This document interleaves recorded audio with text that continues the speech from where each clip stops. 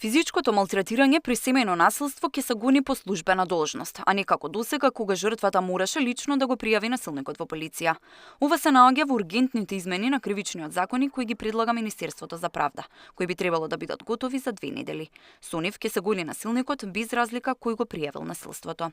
Со измените се врши и редефинирање на кривичното дело телесна повреда со отстранување на гонењето по предлог во случај кога делото е сторено при вршење родово базирано насилство, насилство врз жена или семејно насилство, или од омраза, или спрема лице кое е посебно ранливо поради неговата возраст, тешките телесни или душевни пречки или бременост, со што овој облик на делото ќе се гони по службена должност согласно одредбите од Истанбулската конвенција, информира од Министерството за правда.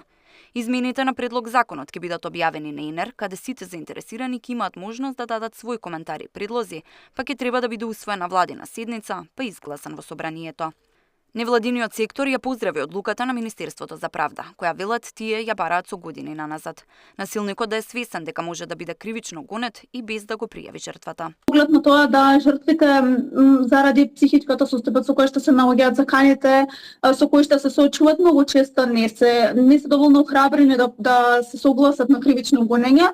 Многу е значајно и насилниците да знаат дека не е потребна согласност на жртвата и дека притисокот кон жртвата нема да ги условно кажано спаси од кривичен прогон. Правниците сметаат дека овој потек на Министерството за правда е добар, но задоцнет. Оние кои го вршат семејното насилство нема да можат да ја вршат дополнителен притисок на жртвата да ја повлече пријавата, туку ќе бидат гонети по службена должност. Дека се за поздрав да има законски измени, затоа што во праксата кај нас покажува дека од периодот кога ќе се случи семејното насилство додека се дојде на судење, најчесто насилникот на секој начин, дали преку роднини, дали лично, дали преку деца, прави притисок на жртвата да истата се повлече и бидејќи кривичното гонење се гони по предлог, зависи од волјата на жртвата и многу често во текот на обвинителската предистрага или и на самото судење жртвата се повлекува.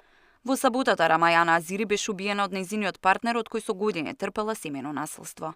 Нејзините блиски пред камерата на Сител сведочеа дека таа го пријавувала во полиција насилството, но не била сватена сериозно од страна на полициските службеници.